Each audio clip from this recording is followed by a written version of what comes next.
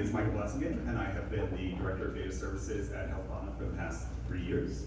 Some of you might recognize Healthvana from our patient engagement and prep adherence work with providers from the largest global HIV provider and Chicago's Borderline Alpha here in Phoenix, who we've been working with for about 3 years, and whose director, Dubia Lozano, is actually speaking tomorrow. I just hit my 10-year PrEP anniversary, starting PrEP as an HIV prevention tool in May of 2013. And a decade ago, there was little patient advocacy. You had to fight for yourself to get on PrEP. My primary care physician, a gay man who likely lost friends and colleagues to the AIDS crisis, told me that I did not need to get on PrEP and that I was not a good fit. I had to be my own candidate. 10 years later, PrEP has undoubtedly changed the HIV landscape, but we have so much work to do. How can we continue to increase access to PrEP without placing the burden of this access on the individual? I'm proud to work at a company that leverages technology to proactively intervene and advocate for potential PrEP patients, and then also accompanies these patients throughout their entire PrEP journey. The communities we serve have the most to gain from increased access to PrEP, as 65% of our patients come from non-white communities of color. And given the work that we do in test result delivery, we also have the ability to reach out to these individuals.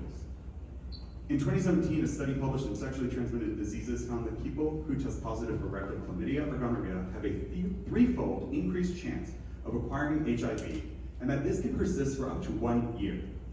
Because these folks are ideal candidates for PrEP, we are now piloting a program that schedules an initial PrEP appointment within 24 hours of a patient receiving their positive test result. And the data on this endemic approach is really exciting. In the first 6 weeks of this pilot, 37% of patients with a positive rectal STI result indicated they were ready to start PrEP right then. But just getting people on PrEP is insufficient. We also need to get them to stick with it. In 2018, a paper published in the Journal of AIDS cited a lack of adherence as a significant contributing factor to PrEP not being as effective for many communities. We can address this gap through adherence monitoring to qualitatively and quantitatively measure PrEP adherence, and then communicate this information to patients and their healthcare providers. Building this relationship with both patients and providers may also help identify additional people who might need just more conversations around PrEP, or who may be better suited for different interventions such as injectables or other behavioral interventions. And although HIV and HIV prevention are complicated, meeting patients where they are at does not have to be. By building patient trust and advocating for our patients, we can increase both access and adherence to PrEP, leveraged by emerging technologies, which will ultimately help end the HIV epidemic.